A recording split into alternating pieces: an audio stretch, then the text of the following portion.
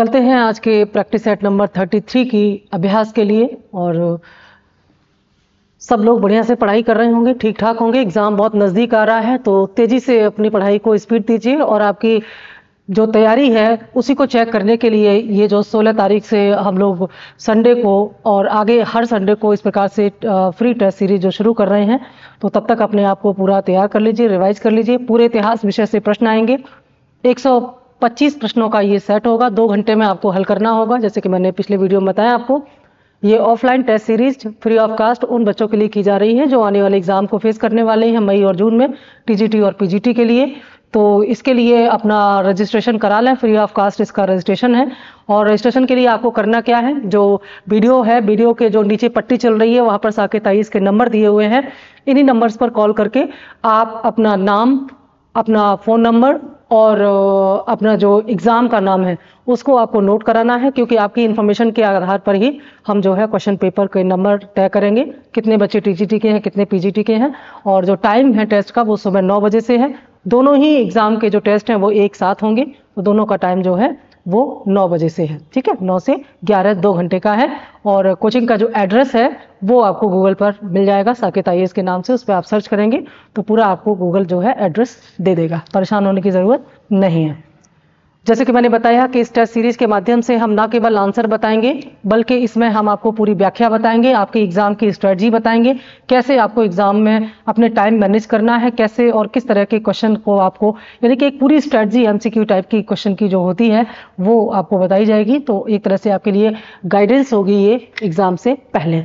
चलते हैं आज के सेट नंबर 33 पर। सेट नंबर 33 अभी मुगल काल से ही चलेगा, क्योंकि मुगल काल का राजनीतिक, मुगल काल का प्रशासन, मुगल काल के जो धर्म, संस्कृति, समाज आदि है, यहाँ से प्रश्न अभी प्रैक्टिस हम लोग कर रहे हैं।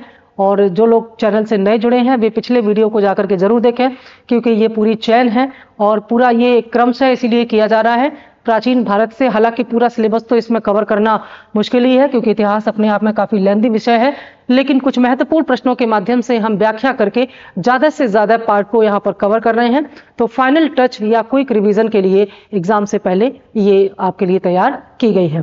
आज का हमारा सेट नंबर 33 का पहला प्रश्न स्क्रीन पर है। मध्यकालीन भारत के ऐतिहासिक स्रोतों में चकला शब्द का प्रयोग किसके लिए किया गया है?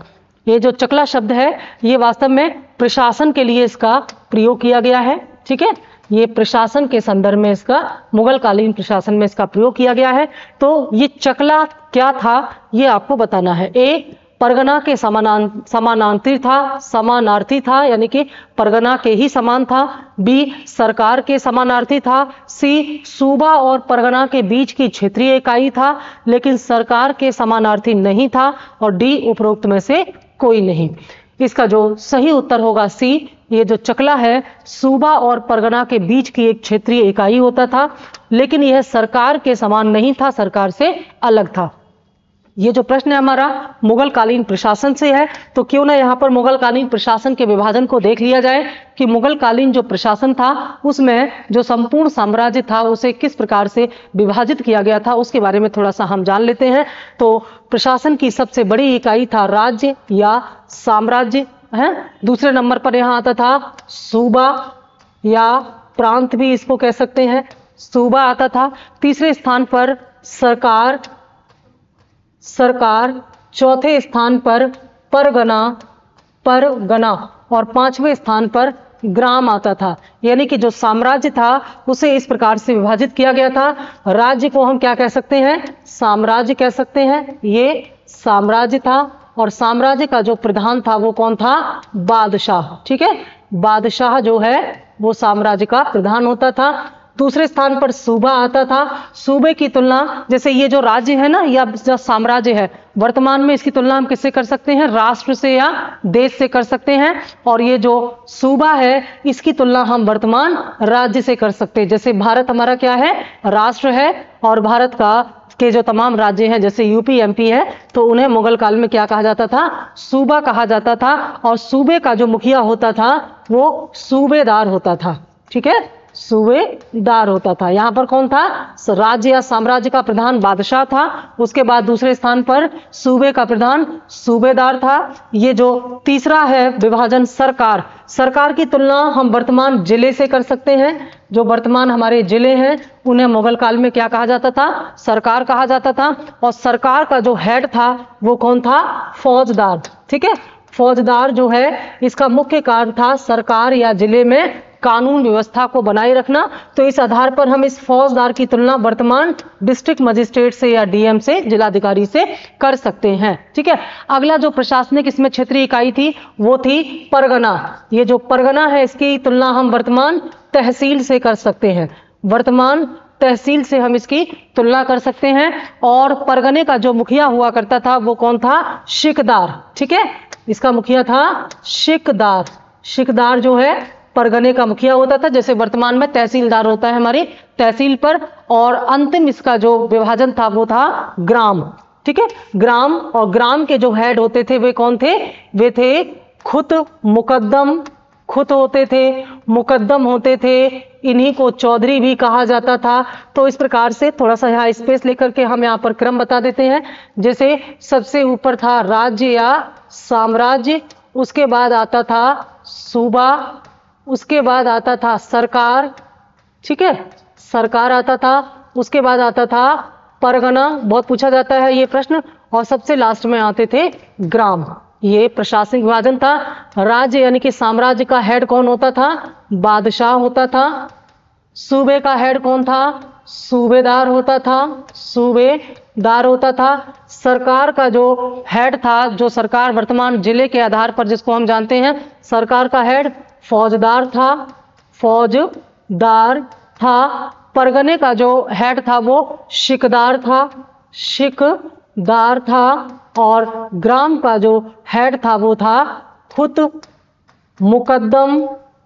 खुद मुकद्दम या चौधरी। ठीक है, ये पूरा प्रशासनिक विभाजन था मुगल काल में। तो वर्तमान में राज्य की तुलना हम किससे कर सकते हैं? देश से कर सकते हैं। सूबे की तुलना हम किससे कर सकते हैं? प्रांत या राज्य से कर सकते हैं। सरकार की तुलना हम जिले से कर सकते हैं। परगने की तुलना हम वर्तमान तहसील से कर सकते हैं। और ग्राम तो ग्राम है ही, गांव के आधार पर। ठीक है, यहाँ जो प्रश्न पूछा गया है कि ये जो चकला है ये किस प्रकार की क्षेत्रीय इकाई था, तो आपको बता दें कि चकला जो क्षेत्रीय इकाई था वो सूबा और परगने के बीच था। ये जो है सूबा यहाँ पर है और परगना यहाँ है। सूबा और परगना के बीच में क्या आता है? सरकार यानी कि जिले आते हैं। तो यहाँ पर ये जो उत्तर है इसका सी, ये बिल्कुल सही उत्तर है कि चकला एक ऐसी प्रशासनिक इकाई थी। ये प्रशासनिक इकाई शेर शाह ने शुरू किया था, ये भी जान लें। जो शेर शाह था, यहाँ पर सॉरी शेर शाह नहीं, शाहजहां। जो शाहजहां था, शाहजहां कौन था? शाहजहां मुगल शासक था। तो शाहजहां ने सूबा और परगने के बीच में एक जो क्षेत्रीय इकाई है चकला, इसकी शुरुआत की। और शाहजहां ने जो है ठेके पर टैक्स वसूली का सिस्टम किया था। तो ठेके पर टैक्स वसूली करने की प्रथा को आसान बनाने के लिए इसने सूबा और परगने के बीच में एक क्षेत्रीय इकाई बना दी थी चकला के नाम से। वर्तमान में हम इसकी तुलना जोन से कर सकते हैं। जैसे कई जिले मिलाकर के जोन बनाए जाते हैं, तो ऐसे ही कई सरकारों को मिलाकर के जोन बना दिया जाता था। और ये इसलिए किया गया था ताकि जो टैक्स है उसकी वसूली आसानी से हो सके। ठीक है, तो ये इसका सही उत्तर होगा। शाहजहां ने इसको शुरू किया है और यह चकला नाम से सूबा और परगना के बीच की एक क्षेत्रीय इकाई हुआ करता था। अगला प्रश्न हमारा, शब्द और अर्थ के निम्नलिखित युग्म में से कौन सा एक युग्म सुमेलित नहीं है? यानी कि इनमें कुछ शब्द हैं, साथ साथ उसके अर्थ दिए हुए हैं, आपको बताना है इनमें कौन सा एक सुमेलित नहीं है। ए है खालसा। तो खालसा क्या था? ऐसे गांव जहां की आय सीधे राजकोष में जाती थी। दूसरा है मौजा, सामने लिखा हुआ है विद्रोही राज्य क्षेत्र। तीसरा है इनाम, सामने लिखा हुआ है विद्वान एवं धार्मिक व्यक्तियों को आवंटित भूमि। और चौथा है जागीर, मनसबदारों को उनके वेतन के बदले दी जाने वाली राज्यीय क्षेत्र या दिया जाने वाला राज्यीय क्षेत्र का आवंटन। आपको बताना है कौन सा एक सुमेलित नहीं है, तो इनमें ये जो मौजा है ये सुमेलित नहीं है, बाकी तीनों सुमेलित हैं। जैसे खालसा क्या था, खालसा भूमि वह भूमि कही जाती थी जिससे वसूल किया जाने वाला टैक्स सीधे राजकोष में आता था और सरकारी नियंत्रण या राजकीय भूमि होती थी। ठीक है, ऐसी जमीन जिस पर सीधे राज्य का या केंद्र का अधिकार होता था उसे खालसा भूमि कहते थे, और इस खालसा भूमि से जो टैक्स वसूला जाता था वो सीधे राजकोष या शाही राजकोष में जाता था। मौजा विद्रोही राज्य क्षेत्र नहीं था, बल्कि मौजा गांव को ही कहा जाता था। ठीक है, गांव जो कि एक क्षेत्रीय इकाई थी, मौजा इसी को कहा जाता था, ना कि विद्रोही राज्य क्षेत्र को। इनाम भूमि जो है, इनाम भूमि ऐसी थी जिसे विद्वानों को या धार्मिक व्यक्तियों को दान में दिया जाता था या आवंटन इनका किया जाता था। और जागीर ऐसी जागीर थी जो कि मनसबदारों को उनके वेतन के बदले में दी जाती थी।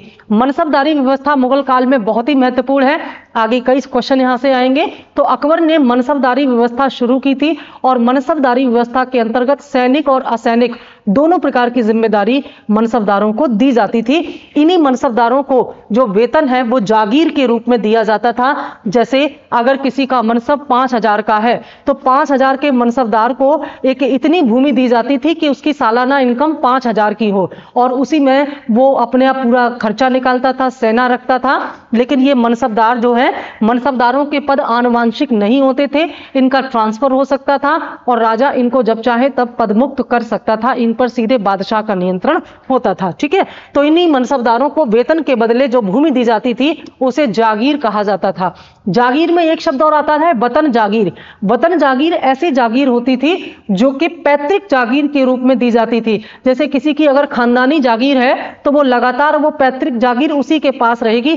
पैतृक जागीर से किसी को बेदखल नहीं किया जा सकता था, लेकिन ये जागीर जो मनसबदारों की है इससे बेदखल किया जा सकता था, क्योंकि मनसबदार के पद जो है वो आनुवांशिक नहीं होते थे, जबकि वतन जागीर आनुवांशिक पद के आधार पर दी जाती थी, या आनुवांशिक जो उसका अधिकारी होता था, जैसे पिता का अधिकारी पुत्र है तो उसको दी जाती थी। ठीक है, इस प्रश्न का जो सही उत्तर है वो है ऑप्शन बी।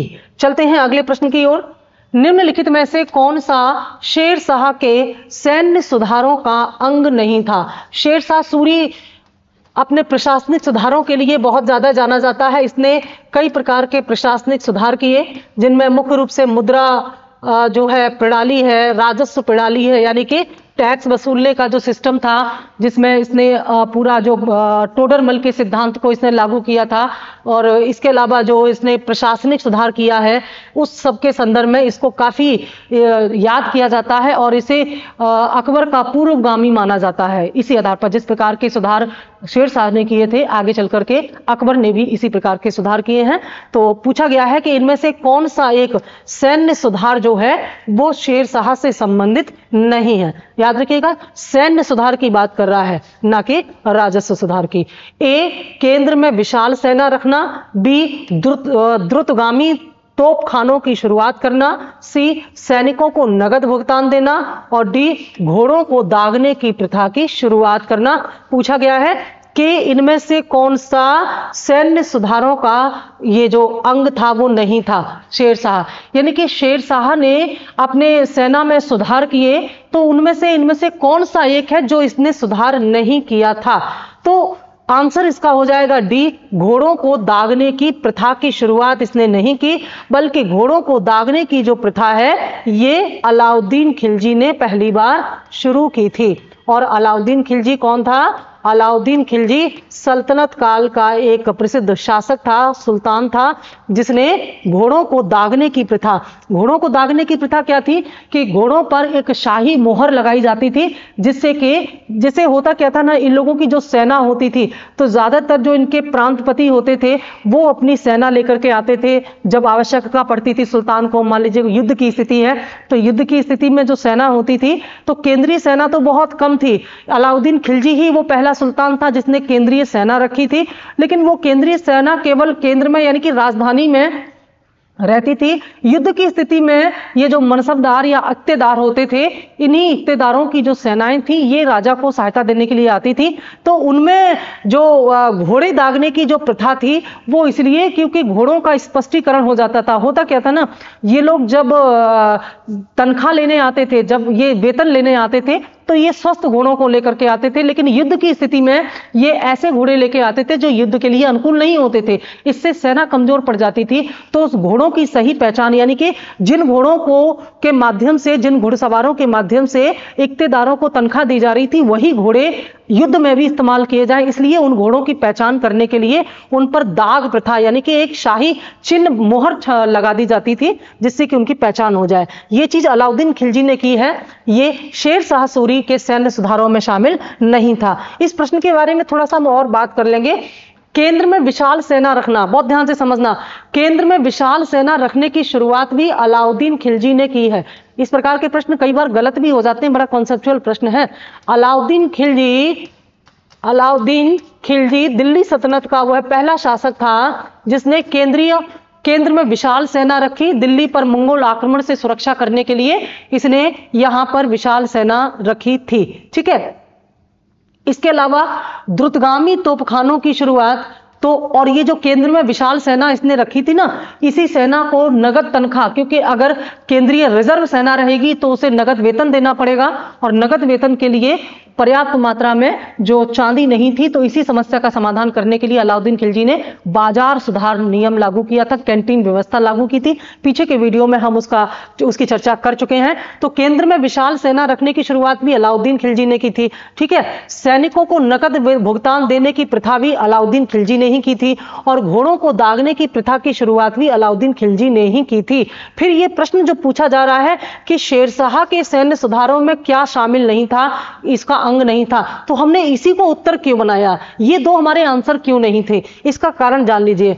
ये जो विशाल सेना रखने की जो प्रथा थी, वास्तव में ये विशाल सेना रखने की प्रथा बीच में खत्म हो गई थी। सैनिकों को नगद वेतन देने की प्रथा भी अलाउद्दीन खिलजी के बाद समाप्त हो गई थी, फिर बाद में इसको शुरू किया गया है। लेकिन घोड़े दागने की प्रथा जो है ये अलाउद्दीन खिलजी के समय से ही शुरू हुई और आगे तक चलती रही, यानी कि इसे अलाउद्दीन खिलजी के समय से लगातार चलाया जा रहा था, जबकि शेरशाह ने ये बाकी चीजें बाद में की हैं, क्योंकि ये सारी चीजें बीच में बंद हो गई थी। जब शेरशाह आया तो उसने दोबारा इन चीजों को चालू किया, जबकि यह प्रथा पहले से चल रही थी। इसीलिए इस प्रश्न का सही उत्तर होगा डी। इस प्रकार के प्रश्न अक्सर गलत हो जाते हैं, यहां पर हमें तुलनात्मक देखना होता है, थोड़ा टाइम देना पड़ता है। इसीलिए हम जब टेस्ट सीरीज आपको कराएंगे तो ये स्ट्रेटजी बताएंगे, प्रश्नों की संरचना, प्रश्नों के स्वरूप को देखते हुए हम कैसे ये डिसाइड करें कि कौन से प्रश्नों के आंसर हमें पहले दें, कौन से प्रश्नों के आंसर हम बाद में दें। ये सारी स्ट्रेटजी हम जब आपकी टेस्ट सीरीज कराएंगे ऑफलाइन क्लास में, वो सब आपको क्लास में ही समझाएंगे और व्याख्या भी करेंगे। ठीक है, अगला प्रश्न है हमारा, अकबर कालीन सैन्य व्यवस्था किस पर आधार थी? जो अकबर की सैन्य कालीन व्यवस्था थी ये किस पर आधारित थी, ये प्रश्न आपसे यहां पर पूछा गया है। तो अकबर की जो सैन्य व्यवस्था थी, ए मनसबदारी, बी जमींदारी, सी सामंतवादी और डी आईने दहसाला, ये मनसबदारी व्यवस्था पर आधारित थी, जो कि दशमलव सिद्धांत के आधार पर सेना का गठन इसमें किया जाता है, दशमलव प्रणाली पर आधारित थी। और इसका जो आरंभ है वास्तव में मनसबदारी प्रथा का, ये मंगोलों ने शुरू किया था। ठीक है, मंगोलों ने इसको शुरू किया था, और जो है चंगेज खां पहला मंगोल शासक था जिसने अपने यहाँ इसको शुरू किया था, चंगेज खां ने। लेकिन खलीफा अब्बास सईद जो है, खलीफा अब्बास सईद से प्रेरित होकर, ये विचार किसका था, दशमलव प्रणाली का जो विचार था, ये खलीफा अब्बास सईद का जो विचार था, इन्हीं से प्रेरित होकर के चंगेज खां ने पहली बार दशमलव प्रणाली के आधार पर अपनी सेना का गठन किया, और इसी को भारत में पहली बार लागू करने वाला जो शासक था वो कौन था, अकबर। यानी कि अगर इस प्रकार से पूछा जाए कि भारत में पहली बार मनसबदारी प्रणाली किसने शुरू की, तो वो अकबर था। लेकिन वास्तव में इसका प्रचलन भारत से पहले मंगोल जो शासक थे वो कर चुके थे। इस प्रकार के प्रश्न बहुत ज्यादा आते हैं। और मनसब का जो तात्पर्य था, मनसब का जो अर्थ था वो क्या था?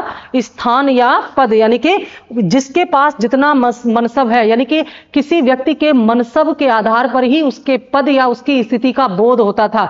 जैसे जो मनसब था, न्यूनतम मनसब जो है 10 से लेकर के अधिकतम मनसब 12,000 का हुआ करता था। तो जाहिर सी बात है कि जिसका मनसब जितना ज्यादा होता था उसका पद और उसकी स्थिति उतनी ही अधिक होती थी। और ये प्रावधान था कि 5,000 और उससे ऊपर के पद जो है वो केवल जो शाही परिवार से बिलोंग करते होंगे, राजकुमार वगैरह, उनको दिए जाएंगे, ठीक है, उसी आधार पर। लेकिन अकबर ने मानसिंह को 7,000 का मनसब दिया था, तो उसका महत्व उससे स्पष्ट हो जाता है।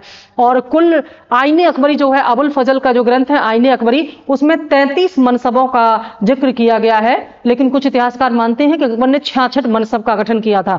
33 मनसब का मतलब है कि इसने पदों को 33 भागों में विभाजित किया था और उनकी पद और स्थिति के अनुसार उनको मनसब प्रदान किए गए थे, ठीक है।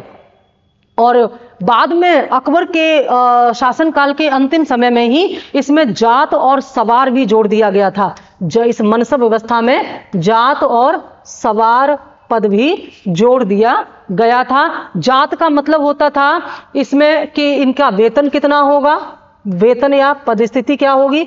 और सवार का मतलब होता था कि कितने घुड़सवार रखने होंगे, घुड़सवारों की संख्या, यानी कि सवार से घुड़सवारों की संख्या का पता चलता था और जात से वेतन का। जैसे मान लीजिए किसी को 5,000 का मनसब दिया गया है तो उसकी जात या उसका वेतन कितना हो गया, 5,000। और सवार का मतलब है कि इसको कितने घुड़सवार रखने होंगे। ये मनसबदार जो है इनको घुड़सवार रखने होते थे ताकि जब बादशाह को जरूरत पड़े युद्ध की स्थिति में तो ये मनसबदार अपने सैनिकों को लेकर के वहां पर जाते थे और युद्ध में भागीदारी करते थे।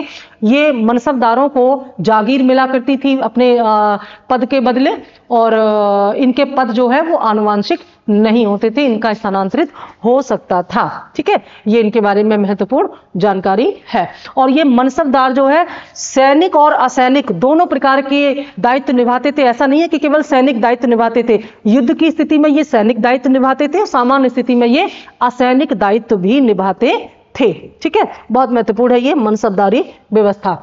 अगला प्रश्न है, मुगल शासन के अंतर्गत सैनिक विभाग के साथ साथ अमीर वर्ग का मुखिया मीर बख्शी का निम्नलिखित में से कौन सा एक कार्य नहीं है। ये मीर बख्शी का जो पद है मुगल काल में आया है और सल्तनत काल में मीर बख्शी वाला काम कौन करता था, ये करता था दीवान ए अर्ज। इसके बारे में पीछे बात हम कर चुके हैं। दीवान ए अर्ज जो है ये सल्तनत काल में सैन्य विभाग का मुखिया था और इसकी स्थापना बलबन ने की थी। बलबन ने सल्तनत काल में दीवाने अर्ज यानी कि सेना के लिए एक अलग विभाग बनाने का काम बलबन ने किया था।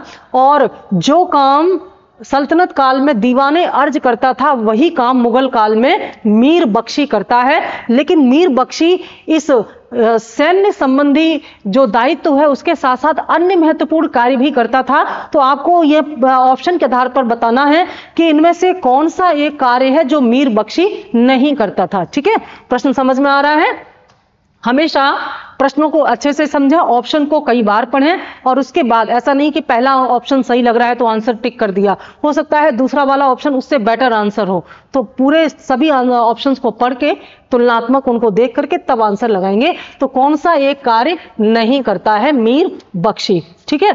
ए, उसने सम्राट से मनसबों की नियुक्ति की सिफारिश की, यानी कि वह मनसबों की नियुक्ति के संदर्भ में सम्राट से सिफारिश करता था।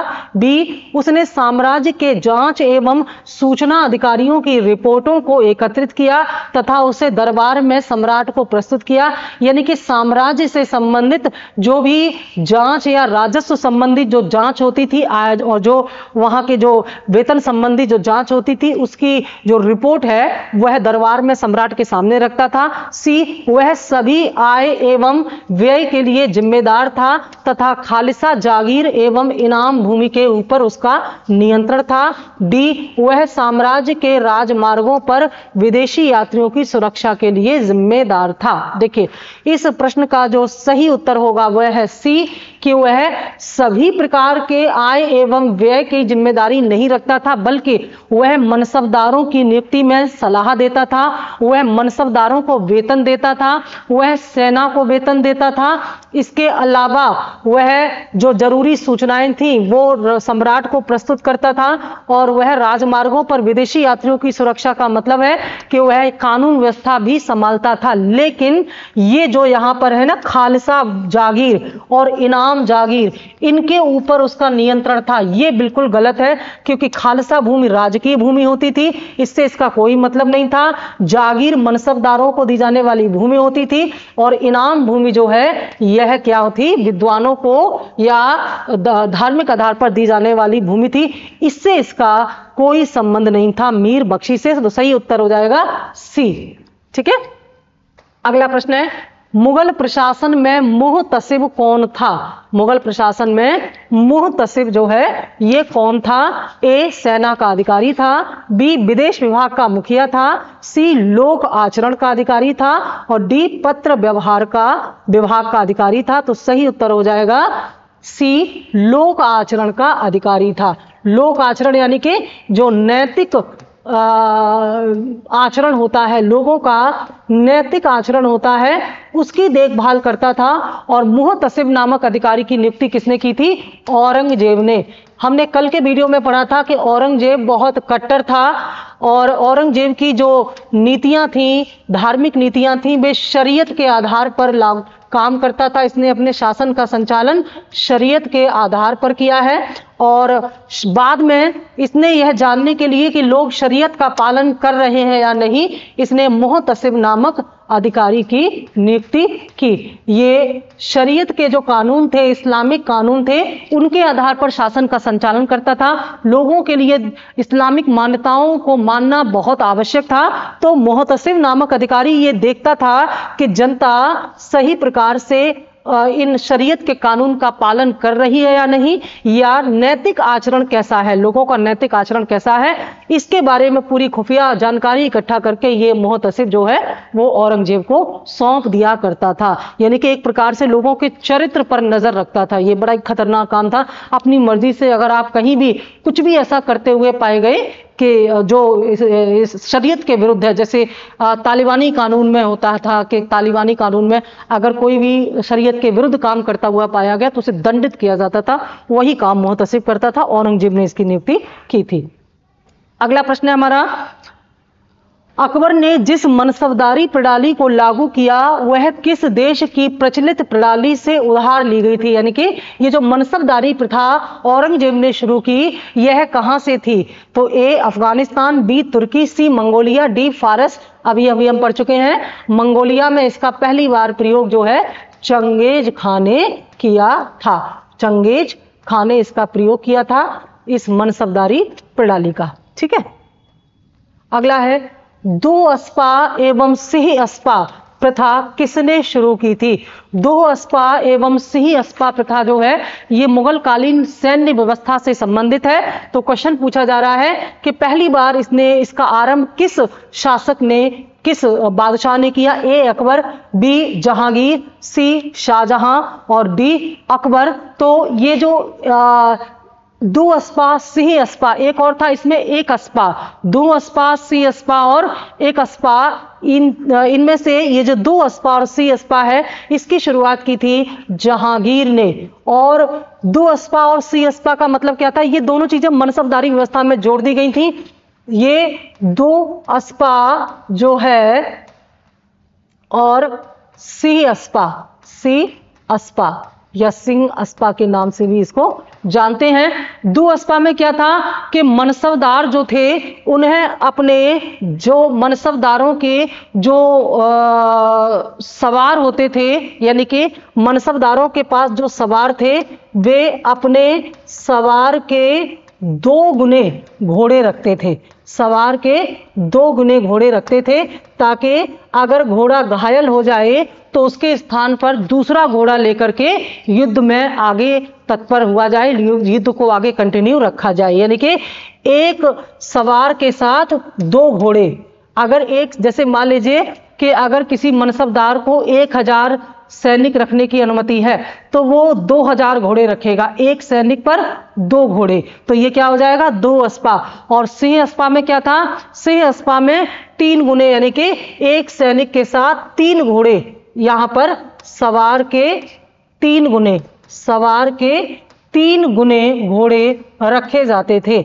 और ऐसा इसलिए किया गया था क्योंकि जो घोड़े होते थे, घोड़े अगर कमजोर हों, दुर्बल हों या घायल हो जाएं तो युद्ध में काफी ज्यादा मुश्किल हो जाती थी। तो युद्ध में अपनी बढ़त बनाने के लिए जहांगीर ने यह व्यवस्था की, 2 अस्पा और सिंह अस्पा, इसमें सवार के साथ साथ 2 घोड़ों की संख्या बढ़ा दी गई, यानी कि सवारों की संख्या न बढ़ा करके उनके साथ घोड़ों की संख्या बढ़ा दी गई थी। एक अस्पा में एक सवार के साथ एक ही घोड़ा होता था। ठीक है, अगला प्रश्न, किस बादशाह के अंतर्गत मुगल सेना में सर्वाधिक हिंदू सेनापति थे? ये प्रश्न कल के प्रैक्टिस में भी आया था।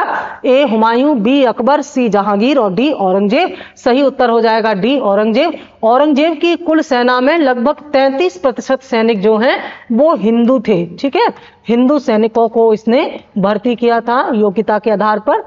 तो ये इसकी धार्मिक उदारता नहीं थी, बल्कि इसकी मजबूरी थी अपनी सेना को बढ़ाने के लिए, और योग्य सैनिकों को भर्ती करने के लिए इसने ज्यादा से ज्यादा इसमें हिंदू भर्ती किए थे। ठीक है, अगला प्रश्न है, शेर शाह के प्रशासन के विषय में निम्नलिखित कथनों पर विचार कीजिए और बताइए इनमें से कौन कौन से कथन सही है। मैंने कई बार आपको बताया है, यहां अंडरलाइन करना क्यों जरूरी है, क्योंकि अभी पिछले क्वेश्चन में पूछा गया था निम्न कथनों में से कौन कौन से कथन सही नहीं है, और यहां पूछा जा रहा है कौन कौन से सही हैं। अगर यहां पर ध्यान नहीं दिया तो हमारे प्रश्न का उत्तर गलत हो जाएगा। तो अपने को क्या बताना है, कौन से सही हैं। किसके बारे में, शेर शाह के प्रशासन के बारे में। शेर शाह सूरी के बारे में हम लोग कई बार बात कर चुके हैं। शेर शाह सूरी जब हुमायूं को निर्वासित कर दिया था कन्नौज या बिलग्राम के युद्ध में, तो उसके बाद शेर शाह सूरी ने सूर वंश की यहाँ पर स्थापना की थी, और ये एक अफगान था, तो भारत में द्वितीय अफगान वंश की शुरुआत शेर शाह सूरी ने यहाँ पर की थी। ठीक है, तो शेर शाह सूरी को अकबर का अग्रगामी माना जाता है प्रशासनिक दृष्टि से, प्रशासन में सुधार के दृष्टि से। तो देखते हैं इनमें से कौन सा काम शेर शाह ने नहीं किया है, कौन कौन से कथन सही हैं, यानी कि शेर शाह ने क्या क्या किया है। पहला है, उसने अपने साम्राज्य को सरकारों में विभाजित किया जिन्हें पुनः परगनाओं में विभाजित किया गया था। बी, बिना किसी अन्य कर्मचारी की सहायता से शेर शाह सरकारों एवं परगनाओं पर सीधे प्रशासन करता था। देखो, जो ये शेर शाह था इसने केंद्रीय प्रशासन का आरंभ किया। ठीक है, और केंद्रीय प्रशासन का मतलब होता है कि जो निर्णय हैं, जो फैसले हैं वो केंद्र स्तर पर यानी कि शासक द्वारा लिए जाएंगे, और स्थानीय स्तर पर जैसे सूबा हुआ, सरकार हुआ, परगना हुआ, यहाँ पर इन जो आदेश यहाँ से आए हैं उनका पालन किया जाएगा। ऐसे प्रशासन को क्या कहते हैं, केंद्रीय प्रशासन। तो शेर शाह ने केंद्रीय प्रशासन तो किया था, लेकिन ऐसा नहीं है कि उसने सरकार और परगनाओं पर सीधे प्रशासन किया, नहीं। परगनाओं और सरकारों में अधिकारियों की नियुक्ति इसने की थी। हालांकि ये जो अधिकारी थे ये सीधे शेर शाह को रिपोर्ट करते थे, और इनकी रिपोर्ट के माध्यम से ही शेर शाह जो है वो वहां की पूरी जानकारी प्राप्त कर पाता था। तो सरकार का जो प्रशासन था, यानी कि शेर शाह के समय में जो सरकार का प्रशासन था, शेर शाह के समय में सरकार का जो प्रशासन था ये 2 अधिकारी करते थे। कौन सा, एक था शिकदार ए शिकदारान जो है ये सैन्य अधिकारी था। शिकदार ए शिकदारान सैन्य अधिकारी था, और मुंसिफ ए मुंसिफान जो है ये न्याय का अधिकारी था। यानी कि यहां पर शिकदार और मुंसिफ जो है, शिकदार और मुंसिफ ये 2 अधिकारी जो है ये शेर शाह के समय में सरकार कौन सी इकाई है, यहाँ पर जिला है, तो इसकी प्रशासन को संभालने में इन 2 अधिकारियों का योगदान था, न कि शेर शाह स्वयं सीधे प्रशासन नहीं करता था। हाँ, इन अधिकारियों को अपनी रिपोर्ट सीधे शेर शाह को देनी होती थी। दोनों बातों में अंतर है। पहला है उसने अपने साम्राज्य को सरकारों में विभाजित किया जिन्हें पुनः परगनाओं में विभाजित कर दिया, बिल्कुल सही है। तो सही आंसर हो जाएगा ए, केवल एक सही है। इस तरह के प्रश्न थोड़ा डेप्थ में होते हैं, अक्सर हम देखते हैं कि जो ऑब्जेक्टिव एमसीक्यू टाइप की तैयारी करने वाले बच्चे हैं वो केवल रटने पर ध्यान देते हैं, पर ऐसा नहीं है। कॉन्सेप्चुअल प्रश्नों की संख्या बढ़ती जा रही है, तो जब तक हमारे कॉन्सेप्ट क्लियर नहीं होंगे हम आंसर नहीं दे पाएंगे। तो इसलिए इतिहास को पढ़ने का जो एक विशेष तरीका होता है, कंपैरेटिव स्टडी कीजिए, घटनाओं को आपस में जोड़िए, कोड डिकोड कीजिए और रटिए नहीं, बल्कि तमाम घटनाओं को आपस में लिंक करके उनको लंबे समय तक याद रखने का आप प्रयास कर सकते हैं। और कॉन्सेप्ट क्लियरेंस बहुत जरूरी है। आपको हम कला बताएंगे जब आप क्लास में आएंगे कि कैसे आप इतिहास जैसे विषय को भी साइंस की तरह पढ़ सकते हैं। वैज्ञानिक अप्रोच, इसका जो साइंटिफिक अप्रोच है इतिहास को पढ़ने का, वो भी आपको हम बताएंगे जब आप ऑफलाइन क्लास में आएंगे, ठीक है, या ऑफलाइन टेस्ट सीरीज में आएंगे। तो ये जो प्रश्न है, इसका जो प्रश्न नंबर 11 है, इसका देख लेते हैं क्या है। निम्नलिखित कथनों पर विचार कीजिए और बताइए कि अहदी घुड़सवार सैनिक कौन थे। अहदी घुड़सवार सैनिक कौन थे, इसको जानने के लिए हम मुगल कालीन सेना के बारे में थोड़ा सा विस्तार से जानेंगे, ठीक है। जो मुगल कालीन सैनिक हुआ करते थे, मुगल काल की जो सेना थी 4 भागों में विभाजित थी, और इन 4 भागों में से पहला था अधीनस्थ राजाओं की सेना। जैसे मुगल शासकों ने अपने आस पड़ोस के या जितने भी दूर दराज के राजाओं को अपने अधीन कर लिया था या उन्हें अपने प्रभाव में ले लिया था, उनकी सेना जब मुगलों को जरूरत पड़ती थी तो ये अधीनस्थ राजा अपनी सेना मुगलों की सहायता के लिए भेजा करते थे। इसको क्या कहते थे? अधीनस्थ राजाओं की सेना। दूसरी सेना क्या थी? मनसबदारों की सेना। जैसे जो मनसबदार होते थे, सभी मनसबदार अपने पद और ओहदे के अनुसार घुड़सवार रखते थे, सेना रखते थे, और आवश्यकता पड़ने पर बादशाह को ये मनसबदार अपनी सेना उपलब्ध कराते थे। एक प्रकार से सामंती सेना हो गई है। तीसरा था यहाँ पर अहदी सैनिक। अहदी सैनिक क्या होते थे? अहदी सैनिक एक तरह से केंद्रीय सैनिक होते थे जो सीधे राजा या बादशाह के नियंत्रण में होते थे, और इन अहदी सैनिकों की जो भर्ती, वेतन, घोड़े, अस्त्र शस्त्र होते थे, ये पूरी जिम्मेदारी राज्य उठाता था, यानी कि बादशाह के द्वारा ही इन अहदी सैनिकों की नियुक्ति की जाती थी।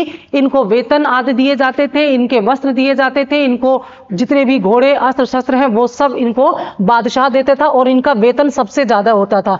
ये जितने प्रकार के जो सैनिक हैं उनमें सबसे ज्यादा वेतन अहदी सैनिकों का होता था। और चौथे प्रकार के जो सैनिक थे उनका नाम था दाखिली सैनिक। ये जो अहदी सैनिक थे ना, ये सीधे मीर बख्शी के नियंत्रण में रहते थे। और चौथे थे दाखिली सैनिक। दाखिली सैनिक जो थे ये पूरक सैनिक के रूप में प्रयोग किए जाते थे। जैसे मान लो युद्ध की स्थिति है, युद्ध चल रहा है और सैनिकों की जरूरत है, तो अलग से एक्स्ट्रा सैनिक भर्ती किए जाते थे जिन्हें दाखिली सैनिक कहते थे। ये अस्थायी सैनिक होते थे जबकि ये स्थायी होते थे। ये अस्थायी होते थे, जैसे ही युद्ध खत्म हो जाता था, इनकी आवश्यकता नहीं होती तो इन्हें बेदखल कर दिया जाता था। लेकिन ये 12 महीने सैलरी पाने वाले सैनिक हुआ करते थे जिनका पूरा खर्च राज्य उठाया करता था। तो पूछा गया है कि अहदी सैनिकों के बारे में यहां पर जो है कौन कौन से कथन सही हैं। पहला है, इन्होंने अपनी सेवाएं एकाकी प्रदान की। बिल्कुल सही है। एकाकी सेवाओं का मतलब होता है कि ये केवल केंद्रीय स्तर पर राजा के पास रहते थे, सुल्तान के पास रहते थे और एकाकी सेवाएं प्रदान करते थे। ऐसा नहीं है कि ये किसी दूसरे प्रांत में जाकर के सेवा देते। इनका काम था केंद्र स्तर पर सेवा प्रदान करना। दूसरा था, इन्होंने किसी सरदार के साथ अपने को संलग्न नहीं किया। इन्होंने किसी सुल्तान के साथ अपने को संलग्न किया। बिल्कुल सही बात है, क्योंकि ये सरदार की सेना नहीं थी, सामंती सेना नहीं थी, बल्कि सीधे सुल्तान या बादशाह की सेना होती थी। तीसरा है, सम्राट ही इनका कर्नल था, यानी कि इनका जो कमांडर होता था स्वयं सम्राट होता था, उन्हीं के नियंत्रण में थे। बिल्कुल सही है। और चौथा है, इन्होंने अपने को मिर्जाओं के साथ संलग्न किया। ये गलत है। मिर्जा, नवाब या किसी भी सरदार के साथ इन्होंने अपने आप को संबंधित नहीं किया है। तो 1, 2, 3 सही है। आंसर है हमारा बी, 1, 2, 3 सही आंसर है। अगला प्रश्न है कथन कारण का प्रश्न है। कथन है, सभी मनसबदार सेना के पदाधिकारी नहीं होते थे। सभी मनसबदार सेना के पदाधिकारी नहीं होते थे। कारण है, मुगल शासन के अधीन उच्च पदाधिकारी भी मनसबदार होते थे और उनका वर्गीकरण होता था। प्रश्न कॉन्सेप्चुअल है। मैंने बताया इस प्रकार के प्रश्न कॉन्सेप्चुअल होते हैं और अक्सर हमसे यहां पर गलती हो जाती है कि इसमें हम व्याख्या कर रहा है या नहीं, ये वाली बात समझ नहीं पाते हैं। तो देखिए, सभी मनसबदार सेना के पदाधिकारी नहीं होते थे। ये जो प्रश्न है, ये जो कथन है, ये कथन बिल्कुल सही है, क्योंकि सभी मनसबदार सेना के पदाधिकारी नहीं होते थे। क्योंकि अभी मैंने बताया कि मनसबदार सैन्य के साथ साथ प्रशासनिक दायित्व भी निभाते थे, यानी कि सैन्य के साथ साथ असैनिक दायित्व भी निभाते थे। तो सभी मनसबदार सेना के पदाधिकारी नहीं थे, क्योंकि कुछ मनसबदार प्रशासनिक अधिकारी भी होते थे। ठीक है, तो ये वाला बिल्कुल सही है। और कारण है, मुगल शासन के अधीन उच्च पदाधिकारी भी मनसबदार होते थे। वही बात, उच्च पदाधिकारी का मतलब है कि जो प्रशासन में ऊंचे पद पर थे, ये भी मनसबदार की श्रेणी में ही आते थे। तो इसलिए दोनों सही हैं, लेकिन व्याख्या नहीं करते हैं, कहीं भी व्याख्या करती हुई दिखाई नहीं दे रही है। इसलिए आंसर हो जाएगा ए और बी दोनों सही है, ए और आर दोनों सही है। ठीक है, अगला प्रश्न है फिर से कथन कारण का। मुगल, देखो यहां व्याख्या के साथ प्रश्न दे दिया है, अभी जो दूसरा ऑप्शन था उसमें अलग प्रकार से, बहुत ध्यान से इसको पढ़ करके तब आगे बढ़ेंगे। मुगल साम्राज्य मूल रूप से एक सैनिक राज्य था। कारण है, केंद्रीय शासन व्यवस्था के विकास की प्राण शक्ति उसकी सैनिक शक्ति पर ही निर्भर थी। और इसको पढ़ करके हमें स्पष्ट रूप से पता चल रहा है कि मुगल साम्राज्य का जो स्वरूप था वास्तव में सैनिक स्वरूप था, क्योंकि तलवार के दम पर ही मुगल साम्राज्य की स्थापना हुई थी। बाबर ने इब्राहिम लोदी को युद्ध में परास्त करके मुगल वंश की नींव डाली थी। और आगे के जो तमाम शासक हैं, हुमायूं से लेके अकबर तक, जहांगीर, शाहजहां, औरंगजेब, इन सब ने अपनी सैन्य बल के प्रयोग से ही अपने जो साम्राज्य है उसका विस्तार किया और उसका संरक्षण किया। तो पहला बिल्कुल सही है। दूसरा है, केंद्रीय शासन व्यवस्था के विकास की प्राण शक्ति उसकी सैनिक शक्ति थी। बिल्कुल सही बात है, क्योंकि बड़ी बड़ी सेनाओं के माध्यम से इन्होंने अपनी केंद्रीय शासन व्यवस्था को सुल्तानों ने, बादशाहों ने अपने नियंत्रण में रखा। तो दोनों सही हैं और व्याख्या भी करते हैं। आंसर हो जाएगा बी। अगला प्रश्न, मुगलों ने नौरोज का त्योहार कहां से लिया था? मुगलों ने नौरोज त्योहार की प्रथा को कहां से लिया था? ए पारसियों से, बी मंगोलों से, ए पारसियों से, बी मंगोलों से, सी यहूदियों से और डी तुर्कों से। ऑप्शन इस प्रकार से लगा लेना आप, तो सही आंसर हो जाएगा ए पारसियों से। ठीक है, पारसी यानी कि ईरानी, ये ईरानी प्रथा थी। और ईरान की ये जो 3 प्रथाएं थी, उनमें से एक नौरोज, दूसरी सिजदा और तीसरी पाबोस या पाइबोस। ठीक है, ये तीनों प्रथाएं पहली बार बलबन ने लागू की थी। ठीक है, बलबन ने लागू की थी और ये ईरानी परंपराएं हैं। बलबन ने अपने राजत्व का पूरा जो नियम है वो ईरान से प्रेरित था। ईरान के जो अफरा-शियाब वंश था, ईरान के अफरा-शियाब वंश से अपने आप को जोड़ करके बलबन मानता था। क्योंकि बलबन जिस परिस्थिति में आया था, बलबन कोई शाही खानदान, कोई रॉयल ब्लड तो था नहीं। जब इल्तुतमिश के उत्तराधिकारी अयोग्य साबित हुए रजिया के बाद, तो उसके बाद जो तुर्कान-ए-चहलगानी था, उसी तुर्कान-ए-चहलगानी का एक सरदार था ये बलबन। और इसने अवसर का लाभ उठा करके सुल्तान की गद्दी प्राप्त की। और उस समय तक जो सुल्तान का रुतबा था वो काफी कम हो गया था। तो बलबन ने सुल्तान के पद को महत्वपूर्ण बनाने के लिए, उसकी गरिमा को बढ़ाने के लिए अपने आप को ईरान के जो अफरा-शियाब वंश है इससे जोड़ा, अपने आप को इनका वंशज माना और इसने ईरानी परंपराओं को शुरू किया। और इसने राजत्व के सिद्धांत को गौरव दिलाने के लिए कई महत्वपूर्ण प्रयोग किए, जिन्हें हम बलबन जब पढ़ेंगे तो जानेंगे डिटेल्स में आगे। तो इस प्रश्न का जो उत्तर है, पारसियों से इन्होंने, मुगलों ने नौरोज का त्योहार लिया था। नौरोज था क्या? नौरोज का मतलब होता है नया दिन, नया रोज या नया दिन, यानी कि इसको हम नव वर्ष कह सकते हैं। ये पारसियों का नव वर्ष है। ठीक है, पारसियों का नव वर्ष है और वर्तमान में 21 मार्च को इसको सेलिब्रेट किया जाता है। जैसे एक तरह से बसंत का जो मौसम होता है, ये प्रकृति से जुड़ा हुआ है, जो बासंतिक परिवर्तन होता है उसी से जोड़ करके इसको मनाया जाता है। तो 21 मार्च को इसको मनाया जाता है नव वर्ष, नया दिन या नौरोज के नाम से पारसियों से इन्होंने लिया था। ठीक है, अगला प्रश्न है, बनारस एवं इलाहाबाद के तीर्थ यात्रा कर की समाप्ति के लिए किसने मुगल बादशाह के सामने बनारस के पंडितों का नेतृत्व किया था? हम जानते हैं कि तीर्थ यात्रा कर इन्होंने लगाया हुआ था मुगलों के समय में, लेकिन अकबर ने तीर्थ यात्रा कर को समाप्त कर दिया था। और अकबर ने तीर्थ यात्रा कर को जो समाप्त किया था वो कब किया था? 1563 ईस्वी में। अकबर ने 1563 ईस्वी में तीर्थ यात्रा कर को समाप्त कर दिया था। तीर्थ यात्रा कर क्या था कि जो लोग, जाहिर सी बात है हिंदू ही तीर्थ पर जाते थे, तो जो तीर्थ यात्रा पर जाते थे उनको टैक्स पे करना पड़ता था। ठीक है, महत्वपूर्ण जितने भी तीर्थ स्थान थे उस पर टैक्स लगा दिया गया था। क्योंकि अकबर धार्मिक रूप से उदार था तो इसने ये तीर्थ यात्रा कर क्या किया? समाप्त कर दिया 1563 में। लेकिन इस तीर्थ यात्रा कर को दोबारा लागू किया किसने? शाहजहां ने। ठीक है, ध्यान से समझना, शाहजहां ने इसको दोबारा लागू किया, लेकिन इसका बहुत ज्यादा विरोध हुआ। और इसका विरोध करने के लिए जो इलाहाबाद, खासतौर से ये तीर्थ यात्रा कर इलाहाबाद, बनारस और मथुरा में लगाया गया था। तो ये जो तीर्थ यात्रा कर के विरोध में जो बनारस के पंडित थे, बनारस के पंडितों का नेतृत्व करा किसने? इसमें कविंद्राचार्य ने। और कविंद्राचार्य से शाहजहां बहुत ज्यादा प्रभावित था, तो कविंद्राचार्य के नेतृत्व में बनारस के पंडितों ने धरना दिया, विरोध किया और दबाव डाला बादशाह पर कि वह तीर्थ यात्रा कर को समाप्त करे। तो इनके दबाव में आकर के शाहजहां ने कविंद्राचार्य से प्रेरित होकर के इस टैक्स को, तीर्थ यात्रा कर को समाप्त कर दिया, यानी कि लगाया नहीं। ठीक है, तो कविंद्राचार्य की वजह से यह टैक्स हटा लिया गया। निम्नलिखित राजाओं में से किसने राम सीता की आकृतियों और रामसीय देवनागरी लिपि के से युक्त कुछ सिक्के चलाए थे? ए भोज, बी सिद्धराज जयसिंह, सी जैनुल आबदीन और डी अकबर। सही उत्तर है अकबर।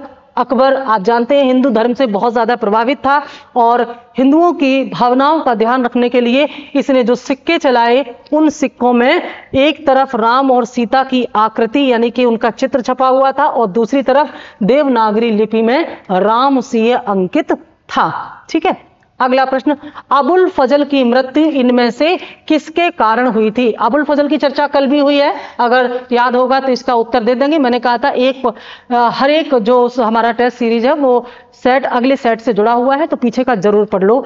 तो अबुल फजल की मृत्यु इनमें से किसके कारण हुई थी? ए शहजादा सलीम, बी अब्दुल रहीम खान खाना, सी शहजादा मुराद और डी शहजादा दानियाल। तो सही आंसर है शहजादा सलीम। सलीम कौन था? जहांगीर के बचपन का नाम सलीम था। जब ये गद्दी पर बैठा है तो जहांगीर इसने नाम लिया है।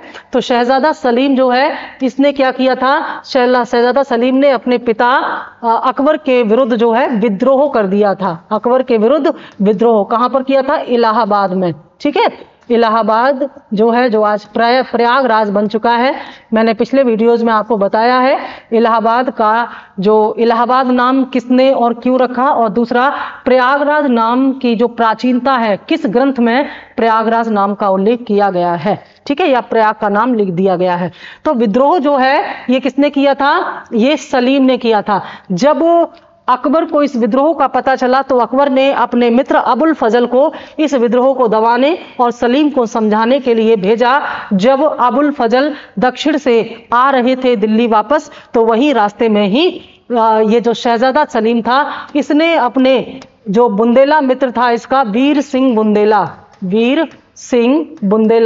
तो वीर सिंह बुंदेला से इस सलीम ने जो है अबुल फजल की हत्या करा दी। ये वही अबुल फजल है जो कि जिन्होंने अकबरनामा की स्थापना की है, अकबर आईने की रचना की है इन्होंने। तो वीर सिंह बुंदेला जो कि इनका मित्र था सलीम का, जहांगीर का, इसी ने अबुल फजल की हत्या कर दी। और जब ये सलीम जो है जहांगीर के नाम से जब गद्दी पर बैठा तो इस सलीम ने या जहांगीर ने वीर सिंह बुंदेला को 3000 का मनसब का पद देकर के सम्मानित किया था।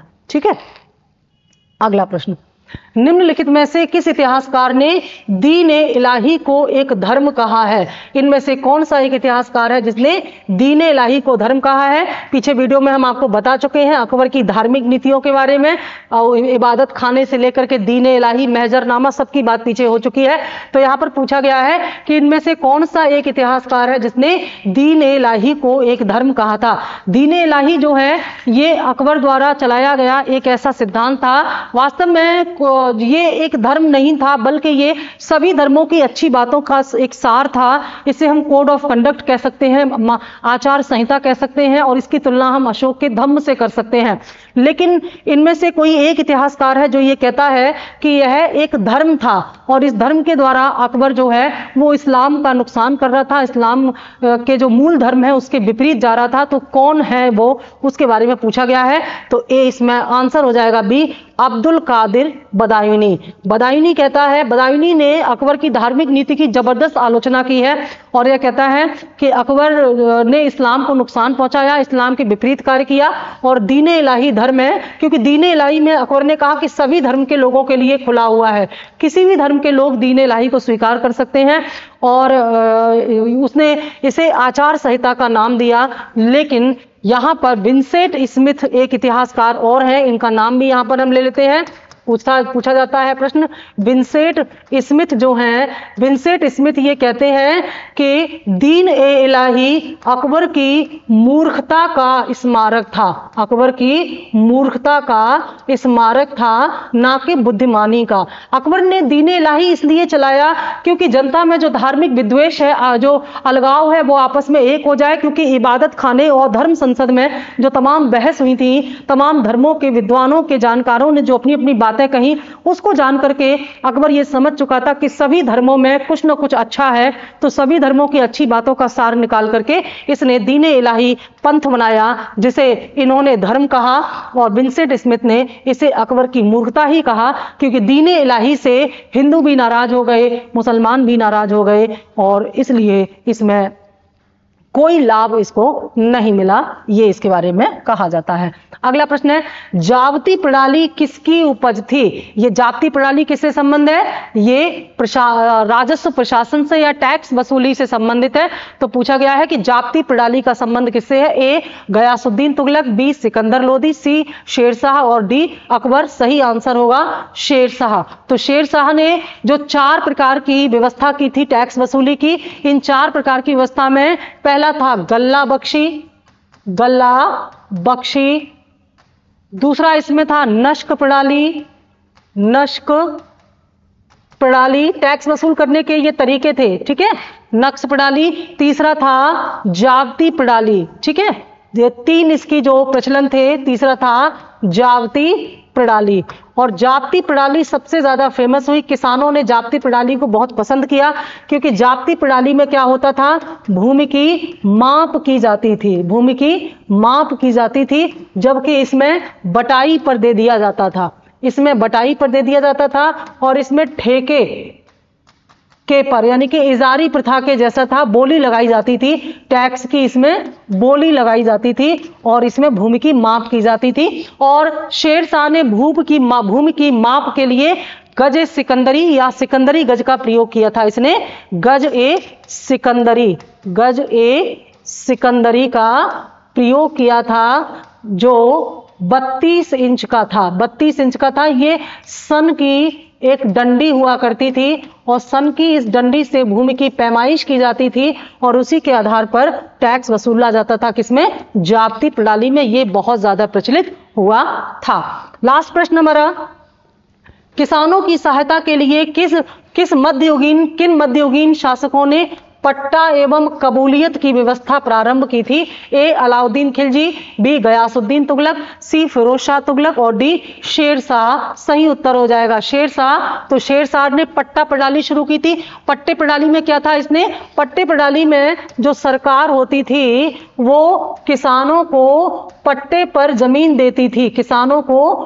पर जमीन देती थी, खेती के लिए, ठीक है, पट्टे पर खेती के लिए जमीन देती थी। इस पर किसान खेती करता था, और सरकार को टैक्स देने के बाद जो बचता था वो किसान का होता था, लेकिन जमीन पर मालिकाना अधिकार सरकार का होता था। और इस पट्टे को देने की प्रथा के लिए जो शेरशाह ने जो प्रोग्राम चलाया था उसे कबूलियत पत्र यानी कि एक कबूलनामा होता था, उसे कबूलियत पत्र कहा जाता था।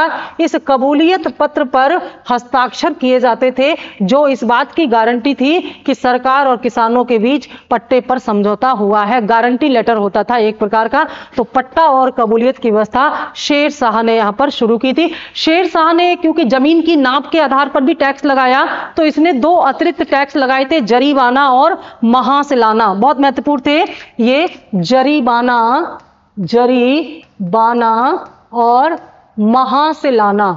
ठीक है, महासिलाना, ये दो एक्स्ट्रा टैक्स लगाए थे किसने? शेर शाह ने। जरीमाना क्या था? जरीमाना जैसे मान लीजिए कि जो जमीन की नाप की जाएगी तो जमीन की नाप कराने में अधिकारी लगेंगे, उसमें खर्चा आएगा ना, तो जो सर्वेक्षण होगा, ठीक है, जो सर्वेक्षण होगा उसका शुल्क किसानों से ही वसूला जाएगा। ठीक है, तो सर्वेक्षण शुल्क लिया जाता था और ये सर्वेक्षण शुल्क कितना होता था? भू राजस्व का 2/5% होता था। महासिलाना क्या था? टैक्स वसूली जब की जाती थी, यानी कि जो टैक्स की वसूली पर जो खर्च होता था, टैक्स की वसूली पर जो खर्च होता था उस पर ये टैक्स लिया जाता था। और ये कितना होता था? ये होता था जो टैक्स का यानी कि राजस्व का इसमें 5% होता था। इसको समझ लीजिए और ज्यादा। जैसे मान लीजिए सरकार ने टैक्स लगाया है 1/6, ठीक है, 1/6 टैक्स लगाया है सरकार ने, तो ये और 1/6 टैक्स के बदले मान लीजिए टैक्स 100 रुपए टैक्स बनता है, तो जो 100 रुपए टैक्स बनेगा, 100 रुपए में से ये 2.5% किसके देने पड़ेंगे? किसान को 2.5% अलग से देने पड़ेंगे। तो इसमें 2.5 रुपए और ऐड हो जाएंगे। किस बात के लिए देने होंगे?